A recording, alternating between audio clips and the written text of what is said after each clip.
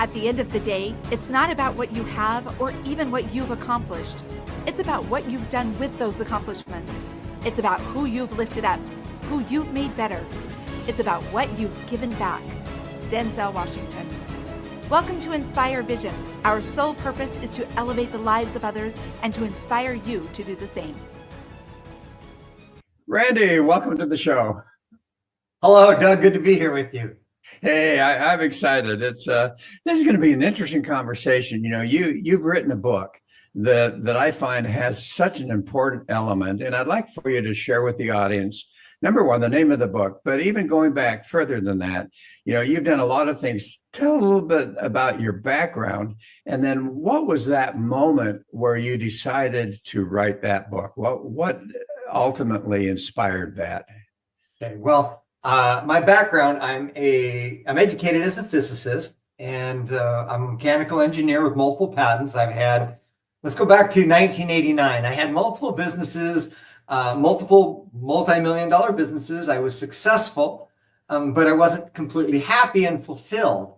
And about that time, 1989, 35 years ago, I met a woman I spent 3 years with who opened my eyes to the spiritual, emotional side of life. 30 plus years later, I decided to write a book after I'm skipping a lot here. After a whole lot of lessons and a whole lot of insights and experiences, I wrote a book, The Third Element, which is all about how anybody here on a human path can understand the rules of the game of life better and can find ways to improve their life by making some small changes and by changing their approach to their thoughts, their actions, and their emotions. And you do get into the law of attraction, don't you, a bit? Well, my belief as a physicist, understanding resonance, understanding energy down to a subnuclear level, and Heisenberg's uncertainty principle, it says that energy does not become matter until it's observed. And the law of attraction co-creates our reality with us. Every moment of every day, we walk into a new possibility, and we do that through the law of attraction. God has no rules for us, except when we respond from a place of love and caring, we find an answer a lot faster, a lasting answer. Okay. And the law of attraction. So there's no expectation, there's no judgment. He says, you go think whatever you want, and I'll reflect it back to you. You take what actions you want with your body and the world around you, and I'll reflect it back to you. And whatever emotions you have that you're feeling now or are left over, you didn't feel completely in the past, I will reflect all this back to you. And when you understand the rules, then we can guide our thoughts, guide our actions, and work through our old emotional wounds and create an amazing life. And that's what I've experienced. And that's why I wrote the book, is I want other people to be able to have a wonderful life too. Well, and you know, it's interesting. You bring up two, I think, really important points. You know, I interviewed someone just yesterday, and we were talking about success. And I said, all right, I want a definition of success. And the whole story was extremely financially successful. All right, the cars, the house, the boat, whatever, but not happy. And you're kind of explaining the same thing here. You have multi-million-dollar companies. You're extremely, quote, successful, and yet you're not happy. And, you know, we get into the law of attraction, we get back to the original movie, The Secret. And I thought before we got on, I thought, you know what, I years ago, I had interviewed someone who I can't even remember, I apologize, that talked about the fact that they discovered after being involved in the movie, The Secret, that there were some other elements that had been missing. And so I actually went on ChatGPT this morning and I said, okay, what are some of the elements that are missing that the members of that movie have talked about since? And I got an incredible list of things that have to be added for someone, you know, because I think there's so many people that just sit and have their board up there and, you know, this is what they want to manifest, and yet they don't experience it. And I think you hit on one of the keys, because it did mention exactly what you're talking about, is the emotional part of that. And so I'd love for you to kind of talk about, you know, first of all, define spirituality for the audience, because everybody has different different definitions. So let's make sure we're at the correct groundwork here. So to me, spirituality means embracing the part of our human experience that is of spirit. So when we say we are human beings, human to me being our human body, our human mind, and beings being that undefinable beingness that is a spark of divine consciousness. A part of our soul is a part of God, of all that is at the deepest level. And that is a part of our experience here. And for me, being the path of spirituality is seeking out to experience more of that higher, more pure part of us that's actually a part of God, the Creator. And to be a human being is a balance between the human separateness from all it is and the beingness of the embodiment of the love of all that is and the power of God in our soul that can come through us and be part of our human experience. Okay, excellent. So here's my question. You're talking about emotions. I'd like for you to share and expand a little bit about why emotions are so important. And then we'll even get a little bit deeper on that. But let's talk about emotions, because I know that is something that you really focus on your book.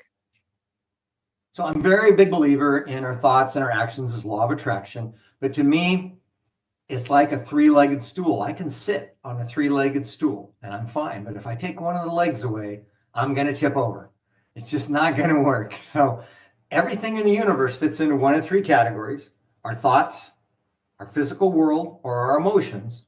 And so when I was 28 years old and I was looking for success, I was educating myself and I was working hard because I only knew of two of the categories or elements of the human experience. Once I stumbled across an experience that where I healed an emotional wound and I saw the material world around me change clearly, and I made the connection, and then I experimented more with, okay, here's an outside irritation and I'm going to work with the emotion. And I saw the connection between emotional healing and the physical world changing. Then I made the correlation and I thought through it as a scientist would. And I came back to the law of attraction and sympathetic vibration, which means things that vibrate similarly are attracted to each other. So our thoughts have energy, our physical body and our actions have energy, and our emotions have energy. And that vibrational energy through harmonics interacts with the law of attraction. And the law of attraction then creates every moment of our day for us out of infinite possibilities. Well, and I smile and kind of giggle a little bit because I think about how years ago, this whole concept of energy and frequency was kind of the woo, woo, woo, woo. And yet now here I'm talking to you, a highly educated scientist. You've got Joe Dispenza, who really focuses on meditation, if you're aware of that.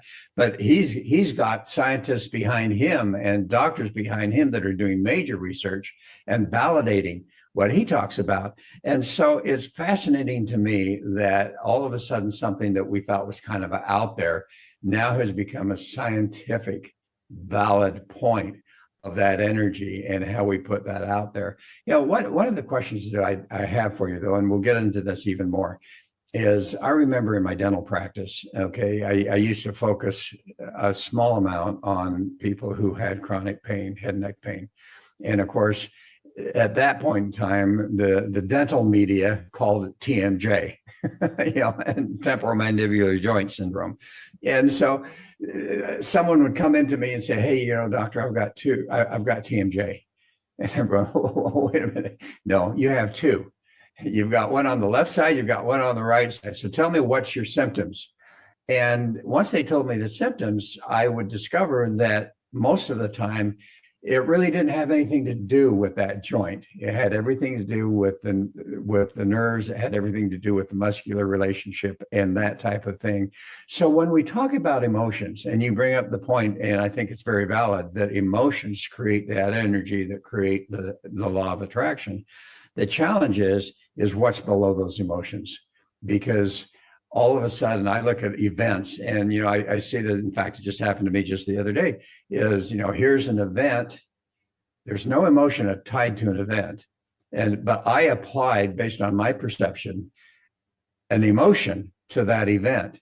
And once I did that, it created all sorts of interesting experiences for me. So let's talk about a little bit about that. What are your thoughts about that, as far as what is the basis of those emotions?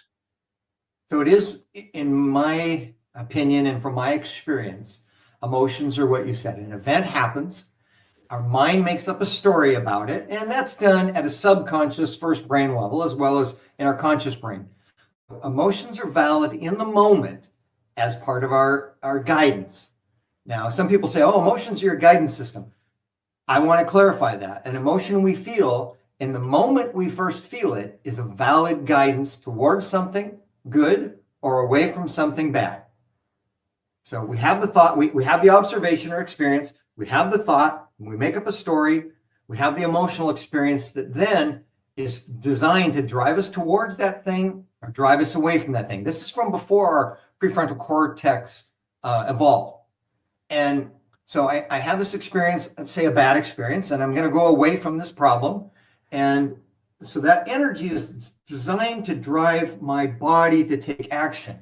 Well, now my brain gets involved and slows me down, and I'm looking around. Are people going to judge me for my actions? Is this the best thing to do? And the problem is the conscious thinking brain gets in the way of letting the emotion come through and be experienced and released. So if I feel 20, say I feel 80% of the emotion, but 20% of that energy that's designed to move me towards or away gets stuck in my being, in my body, in my energy field, whatever way. I can't describe that, but I know from my experience, energy's there.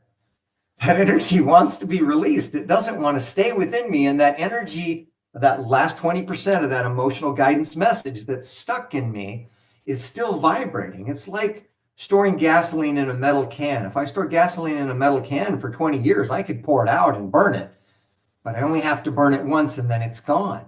So emotions are bigger than time and space. The mind, let me slow down here. I'm trying to put it all together. Our thinking mind is never in the present moment. It's thinking of the past, it's thinking of the future. It's a stream of thought. And like music, it has to be played out over time. We can observe in a moment, but that's different than our thinking brain. So our thinking brain is never in the present moment now. Our body only exists in the now. And emotions are bigger than time and space. They know no time, but they have to be experienced through our physical body. So we store this emotion. It's in our energy field. It doesn't expire. It doesn't go away. And it continues to attract to us until we find a way to get a bodily feeling sensation to release it. Well, and we talk about emotional intelligence, and we'll get into that a little bit, I hope. But again, I'm going to challenge you on something, and I may not be making myself clear. Okay, so I want to really get into this, because I look at emotions being a result of an event. So, for instance, something happens that triggers an emotion, and the reason that triggers a particular emotion may have to do with some imprint from my childhood that or in my life, that all of a sudden, and that's why I say I just had that happen the other day, where an event occurred and all of a sudden, boom, there I am. I'm not happy. And I'm looking at that and going, okay, wait a minute. What is the root cause of this? And I get back to an element in my past experiences where that remembrance of that triggered that emotion. And so that's what I'm trying to really have this discussion on, and your experience on that, because as we look to help people, we see those emotions coming up. But to me, the emotional intelligence is when you can see those emotions come up and go, okay, why that emotion, whether it's good or whether it's bad? Well, I'm going to disagree with you a little bit here. Okay. And what I'm going to say is, yes, we want to get it, we want to clear it. But my experience says I don't need to understand it completely to clear it, but I do need to feel it completely to release it. So I don't always get back clear to what it was I was thinking or feeling or what brought up that emotion for me. Sometimes I do, and that's fantastic. But even if I can't understand it with my brain, as long as I can feel the feeling that's telling me it wants to come through my body and be released. And for me, and I'll say this even as a man, a lot of times it's tears, even if it's a little tear, a little sadness, some frustration, whatever that is. If I can go for a walk, if I can hit a punching bag, sing in the forest, ride my dirt bike, and let that energy go, then my world changes. Not only do I feel better, but the irritation, the outside irritation, that's a gift. Yes, I said gift, to remind us of what we have to let go of. Then when we can embrace that gift, feel the feeling and release it, we don't need to understand it. Understanding can help. I agree with you on that part. But regardless, let that energy go, and then we don't need the gift of irritation. Okay, so basically what you're saying is when that emotion comes up, if we're willing to acknowledge it and to accept it, that, hey, here's an emotion, but then let it go, particularly if that's the hard part. Yeah, that's letting it go. Letting it go is the hard part, because our ego, that part of us that's human, that's here to protect us from picking up a piece of burning wood out of the campfire, also protects us from the pain of our past emotions. And that's the challenge with our ego, is it wants the problem. It wants to be a victim. Our ego wants to be important. That's part of the human experience. And yet at the same time, avoiding that emotional pain that we can feel and heal and release causes more problems for us as a personality and an ego. And so it's a contradiction, but that's the reason I didn't jump in and heal my emotions. That's why I avoided my emotions. They hurt. I didn't want to go there. I had pain. I had shame. I had disappointment. And when eventually I was able to release more and more, then my world improved in so many ways. And my business in 1989 was amazing. But after I started to apply spiritual principles to my business, then it grew 30 and 40 times to what it was when I was already successful. But that pain, we don't want to feel that. It's not a fun thing to do. The results are amazing, but the process is not fun. Well, and as you talk about business and what I've experienced, and I'm sure you have too, is, whatever principles that you have experienced to improve your business, we talk about the business of life. And it's so interesting that principles that help us to be truly successful in a meaningful way in business are the very same principles that help us to be successful in the business of life and what we're doing. I would agree with that. And if I can tangent for a moment, what helped me be successful in business is to be centered enough and calm enough and confident enough that I was capable, not from an ego point of view, but to understand as a leader, I'm capable of leading the group to success, and I'm capable of helping the members of my group find individual success. Then when I realized my power as a leader did not come from my title, it came from the success of my group, then I could be vulnerable, meaning I could admit when I made mistakes. I could help have other people help me make decisions. I could take responsibility for the mistakes of the group, even if it wasn't my fault, and create a safe place for them. I could share all the success and give credit for all the success to them. So as a leader, my position, of my ego at least, was absolutely secondary. These people want to do their best. They want to succeed. And when they know, I was going to say when they feel, but when they really know that I'm there to help them succeed and I'm there to serve them. As a leader, I'm not here to be served. I'm here to serve. Then they're like, oh, Randy's on my side. He's going to take care of me. I'm on board. Let's make this happen. And when you get a group of 2 or 3 or 100 or 1,000 people, 1,000's pretty tough to accomplish that with. When you do it with 100 people, and now they know Randy's here to take care of me and we're going to win this together, then even though I'm vulnerable, I'm more respected and I'm more appreciated, and they feel appreciated, and they produce, and we have a winning team. And that's how I was able to produce the success in business. It wasn't through me, it was through my team wanting to succeed and knowing they could show up as themselves without having to put on a facade. Well, and let's talk about ego. Eckhart Tolle wrote a number of books about ego, and what I find when we talk about emotional intelligence, how much of being able to acknowledge and literally be aware of our ego and recognize that there's a very important aspect of our ego, a good one, but also it can take us down a path that's not very healthy. And how do you equate the emotional intelligence of an individual with how they're able to be aware of and acknowledge that ego and recognize when it's going in a direction of, oh, I have to have this, I have to have that, this is making me important, now I feel important, rather than recognizing that it's just a healthy thing to understand spiritually of who you are? I think a person's words give them away a lot when they talk about me or I rather than we. When they use the word you, except in a place of praise. I stopped using the word you when I talk to somebody, except when I'm praising 30 years ago, because people get defensive when we say you. And if we're talking about success, I need to say we. And that's a good indicator. It's not foolproof, but that's a good indicator of, is the leader looking to be important, or is the leader looking to be of service to their group and humanity? And the only way that I can really find fulfillment is to connect with the people that I lead. Otherwise, there's a separation. And we're not here on this planet to be separate from each other. Now, there's some people I want to be separate from. There's some toxic people. I want to set some boundaries with some certain people. But if I'm working with the right group of people, whether it's in my neighborhood, whether it's at work, then I want to connect with them. I want them to feel acknowledged by me. I want them to feel they're contributing to the cause. And I want them to feel they belong to the group like they would belong to a family. And when I can accomplish those three things, the acknowledgement, the sense of contribution, and sense of belonging, they show up completely differently. And it's a deeper experience for all of us. Now, that's not just about a deeper experience. Yeah, that's wonderful. And that's, to me, that's really freaking important.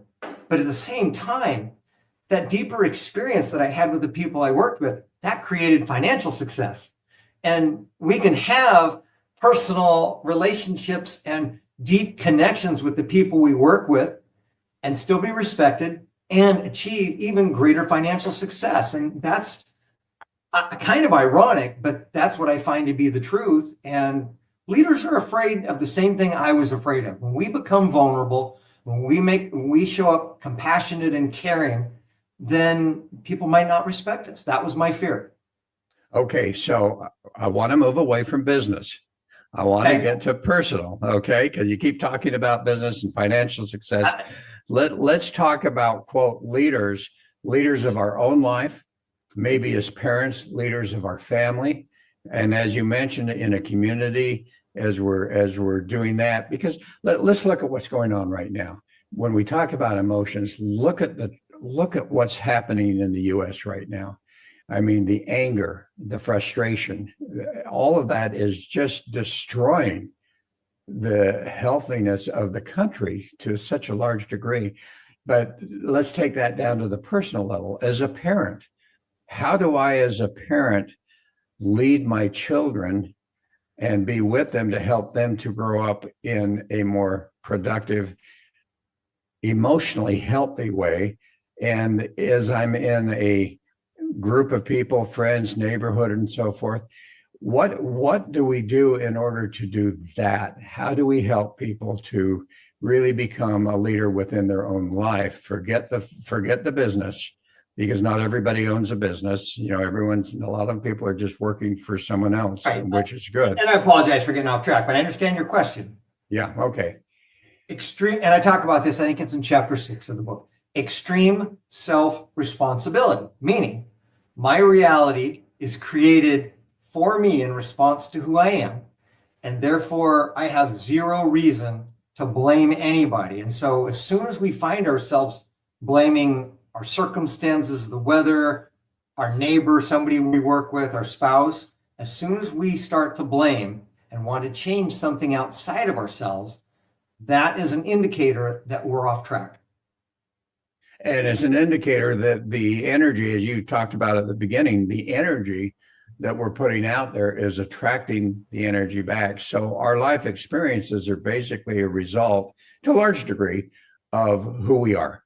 I always come up with the saying when we talk about spirituality, did he do what he did in order to become, or did he do what he did because he was? And I think that's so important for people to understand that, you know what, our experiences in life to a large degree, obviously once in a while some things happen that are totally out of our control, and I don't believe that we attracted that, but for the most part our life experiences are a result of who we are and the energy that we put out, and that's kind of what you were talking about, right? Yes. And so we are the only one who can truly affect our life. Yes, things happen to us from the outside, but if we didn't cause that to happen and it appears to be random, our response does not have to be random. Our response is up to us. So we have the ability to respond. Responsibility means the ability to respond. So I have the ability to choose what I'm going to think when something happens to me, what I'm going to do in response, and how I'm going to feel or how I'm going to process through the emotions that are reactivated. And when I become aware, and this has took me a long time to get to, when I became aware that everything in my life is for my growth and is a gift for growth and a gift for learning, then when something happens to me, I can say, wait a minute, don't get angry, don't be upset, don't blame. How do I recognize the gift in this situation?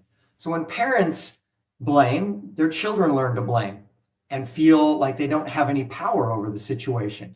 But when parents can say, okay, there's a gift here and I'm going to make the best of this, then their children will learn to make the best of every situation that comes along, even if it's ugly. Even the ugly things that happen to us are an opportunity for learning. And when we get to that point of faith, a tipping point where we've done it so many times that we know, okay, I can look at this from a place of optimism, and I can say there's a good lesson in here. And when we do that enough times, it becomes natural. And when we look for the positive lesson, I find it every time. I don't always like where I find it, but I find the positive lesson every time when I take that approach. Well, and I think that's so important. And I appreciate you saying that, because I think for people to understand that, you know what, life happens. But as you say, it's the response that we have control over. And getting back to something we were talking about a little bit earlier, when people find themselves in a sense of they're just constantly angry, I notice that a lot on Facebook. A number of people that I've known for years, all of a sudden, wow, every post that they make has an element of anger, an element of frustration. And, as you look at, and I don't know how much you get into the emotional scales, but, as I look at the Hicks emotional guidance scale, which I love, and looking at the fact that anger, irritation, frustration is below that healthy line, how do people, in your experience, overcome that? And number one, I guess, be aware of the fact that, wow, I'm constantly angry, and acknowledge that. But secondarily, how do they ultimately start to move up that spiral to where at least there's contentment and maybe even hopefulness, and then ultimately joy and freedom? What are your thoughts on that? Well, I think the first place to start is understanding. When we understand that our reality is created by us and our responses to everything around us, then it also helps to realize that when we're 4 years old and we complain and cry and blame, somebody takes care of us. And maybe they still do when we're 15, and maybe they still do when we're 25. But when we become a grown adult, if we hang on to those behaviors we learned when we were younger, they don't help. So first we have to be aware of our own behavior. We have to be aware that the law of attraction is here to serve us, not in a bad way, just as a simple reflection. So the understanding of our bad behavior and our wrongful approach, incorrect approach, ineffective approach. I don't want to use words that are judgmental, but I want to be discerning and say, when I blame and I get angry, it's not going to help. And then if I understand, okay, yeah, it feels good to blame in the moment, but that's not moving my life forward. And I understand that the law of attraction is here to respond to my good thoughts and my good actions, and respond to my gratitude. Gratitude is a great, great cheat code, and respond to those more positive emotions. And then my mind says, I've had enough of the negative me. This isn't working. I want to try something different. a person has to come to that place where they make a choice and they make a decision to try a different approach. And if they never come to that decision, they're going to live their life in misery. And God's patient. God will give them 1,000 or 10,000 lifetimes of that to figure it out. But the moment we say, this isn't working and I'm going to try something different, and if they read the book, I outline it in a way that makes good sense and gives people some light at the end of the tunnel to be willing to take a different approach. And so, again, it's awareness of our bad behavior and awareness and education about how the law of attraction really works. Well, and you mentioned gratitude, and I think that's so essential. But I think for a lot of people, that can be really difficult to express gratitude when they're experiencing something that is not necessarily on the surface something you can be grateful for. So as you have written in your book, how do people begin to develop a sense of gratitude even in those situations where it's kind of difficult to figure that out? That's a place where we kind of have to fake it till we make it. But in gratitude, if we're intending to find something positive, and we can start out going, okay, I live in a shitty neighborhood, but at least I got a house. And the weather, it's raining, but at least I'm not flooded. And my hot water heater's not working, but at least I have water. Okay, now those are negatives that are kind of, the inverse is a little bit positive. If we can start to tiptoe, baby step towards the positive, we're setting the intention. And even if we do a bad job of being grateful, we're setting the intention, and the law of attraction will get behind our intention. And even if we're not wholeheartedly finding things to be grateful for, we're stepping into new territory. And the law of attraction is just patiently waiting for us to look for more positive things. And we find what we go looking for. And even if I'm cynical when I start down that path, I started down the path and I set the intention to find things to be grateful for. And my experience says it just takes one step at a time in the right direction, even if I'm not doing it wholeheartedly. And the entire universe will get behind me and support me on my intent to find something to be grateful for. And the power of gratitude is incredibly strong. Well, and it's fascinating. As I mentioned, as I did a little research, the first thing that comes up, and you just talked about it, is aligned action. So we have that attraction, but then we put in that aligned action. And I think that that's so important. And the other thing, I don't know how much, with your experience and background scientifically, that as we, and I like how you talk about it, even as we try hard to show positive gratitude, and sometimes that can be very difficult, but as we continue to do that, what happens, if you're aware of it, what happens to the neurological pathways in our brain to the point that all of a sudden, everything that occurs, the first thing that comes up is, what can I be grateful for? Our pathways are wired to repeat what rewards us. Now, ego, like Eckhart Tolle says, the pain body wants to complain, and it gets the instant reward of feeling important. But if we find a place we can feel gratitude, something we can feel gratitude about, the law of attraction, the universe will bring us something else to feel grateful for. And that will amplify over time. And then when we're rewarded by positive thoughts and positive actions, and by feeling some gratitude, and we see a positive response in our life, then our brain will automatically rewire and say, positive outcome came from this positive input. It automatically makes those connections for us, whether we're aware of it or not. But we just have to start down that path of taking action towards being optimistic and towards seeing the good in things. It starts with intent. And I think even affirmations, as we continue to do that in a positive way, we start to create new neurological pathways that ultimately change that law of attraction, as you say, because it changes the energy within us. When I went onto your LinkedIn site, I found a quote that I just loved, and I want to read it here for the audience, please, and then have you comment on it. You say, the energy you carry speaks louder than your mindset ever will. What was behind that, and what are you trying to say there? Well, okay, so speed of light is really fast. It'll go around the earth 7 times in 1 second. pretty fast, but it still takes 8 minutes to reach from the sun to us. Emotions are bigger than time and space. They're not bound by time and space. So when we feel something, the entire, all that is, this universe and every universe out there at some level gets that message instantly. The moment we feel something through kind of interpretation of string theory, where everything's just a vibration at the smallest level, there are no speed limitations to that. And so the emotions that we carry, good, bad, or otherwise, we're feeling in the moment, the energy of that is transmitted everywhere all the time. So if I walk into a room, now it's appropriate for people to interact with me at an energetic level because they want to be aware of who I am. I'm closer to them. They're going to be talking to me or avoiding me or whatever that might be. And so everybody feels everything at some level. But when you and I are in the same room, suddenly we're feeling each other more. And we look, is Doug making eye contact? Is Randy making eye contact? Is he smiling? Is he look grouchy? And I'm looking with my mind and my eyes and my mind to assess the situation.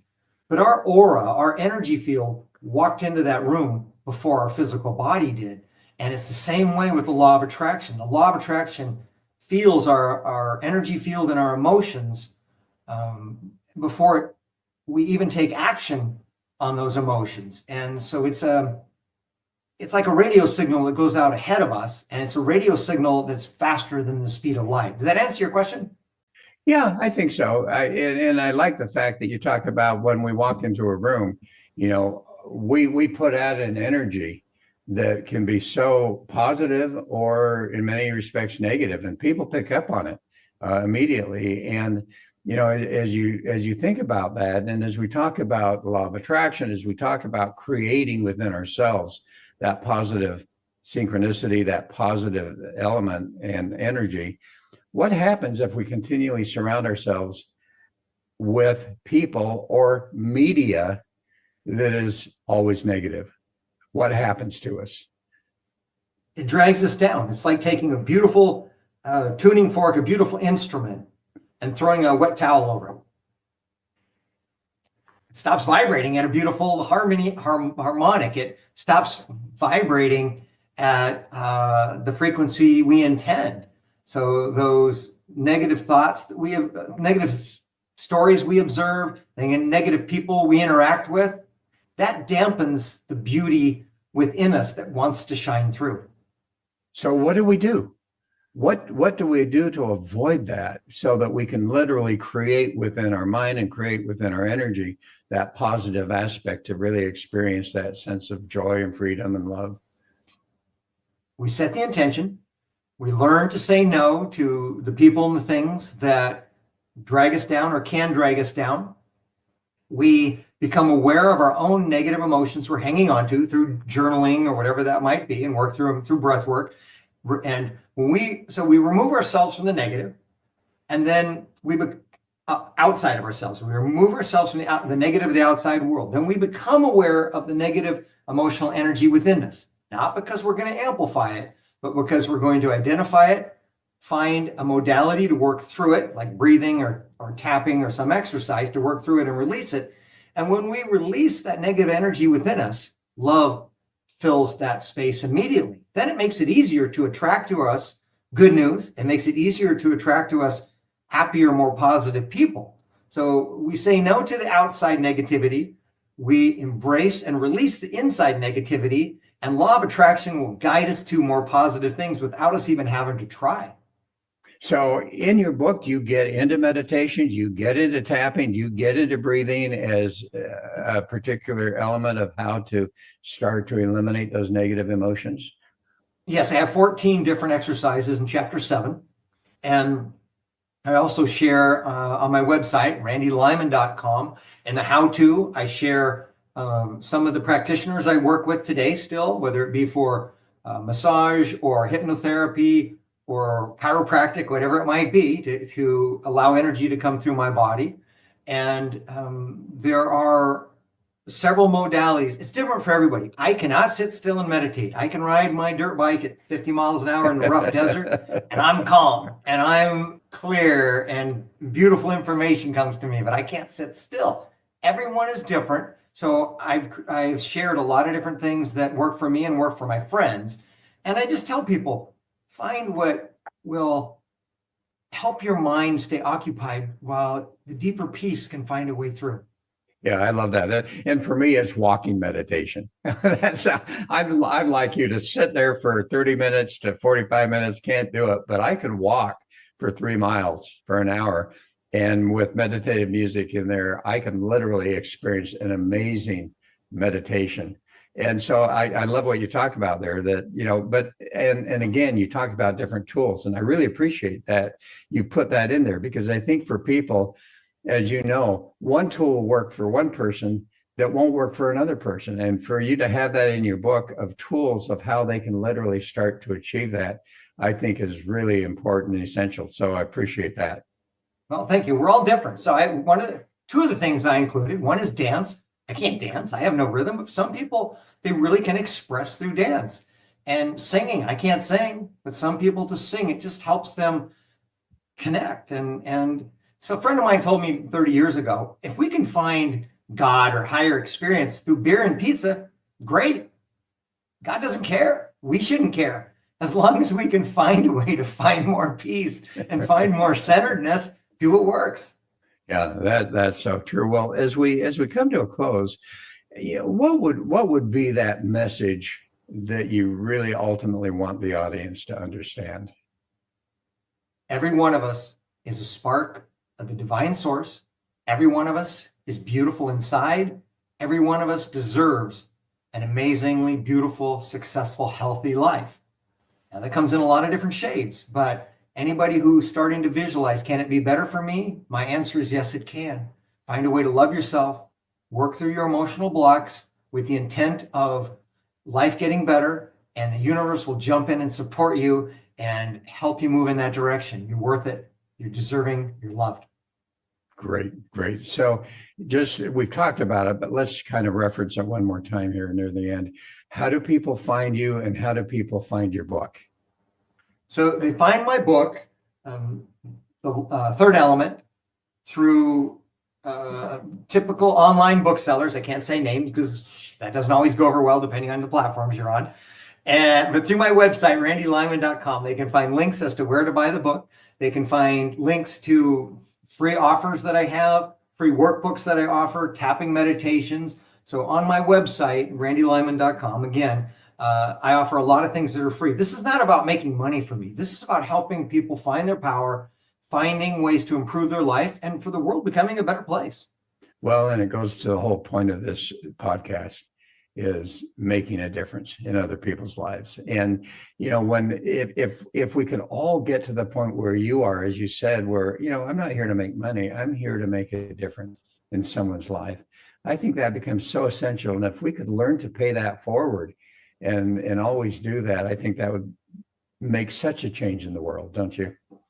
Absolutely. I agree 100%, Doug. Yeah. Hey, well, listen, Randy, thank you so much. This has been great. I appreciate it. You're welcome. It's been fun being on. Your questions are fantastic. I love your work. Appreciate it. And folks, thanks for listening. Hope you'll join us again soon. This is Dr. Doug saying namaste.